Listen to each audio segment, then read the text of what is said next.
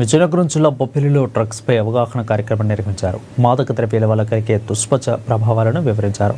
డ్రగ్స్తో జీవితాలు, మానవ సంబంధాలు ఎలా దెబ్బతింటున్నాయో వివరించారు.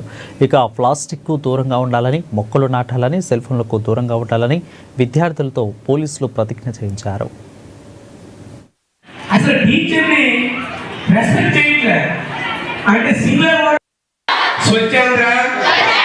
స్వర్ణాంధ్రలో భాగంగా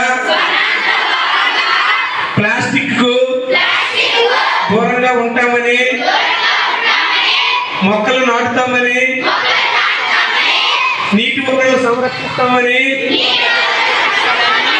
సెల్ ఫోన్కు దూరంగా ఉంటామని ప్రతిజ్ఞ.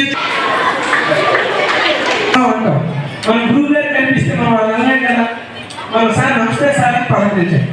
కానీ ఇప్పుడు పిల్లలతో పాజిటివ్ మరియు నెగిటివ్ కూడా ఉంటాయి కదా.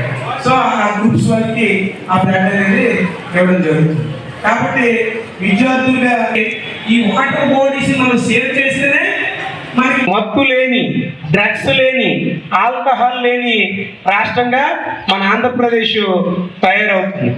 ఇందులో భాగంగా ప్రతి శనివారం నాడు ఆంధ్రప్రదేశ్ అంటే నెలకు ఒక శనివారం, 3వ శనివారం నాడు ఆంధ్రప్రదేశ్ ప్రభుత్వం స్వచ్ఛాంధ్ర స్వర్ణాంధ్ర అనే ఒక ప్రోగ్రాం కండక్ట్ చేస్తున్నారు సార్. స్కూల్స్లో ఏమైనా ఉందా సార్?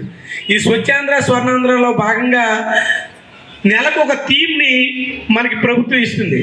ఫస్ట్ సందర్భాల్లో మొక్కలు నాటమని చెప్తున్నారు.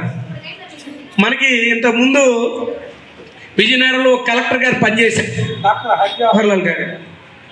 ఆయన 3 నినాదాలు ఇచ్చారు. సేవ్ బ్లూ,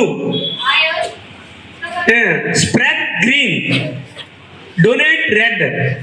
స్ప్రెడ్ గ్రీన్ అంటే మొక్కలను పెంచి పచ్చదనాన్ని పెంచండి.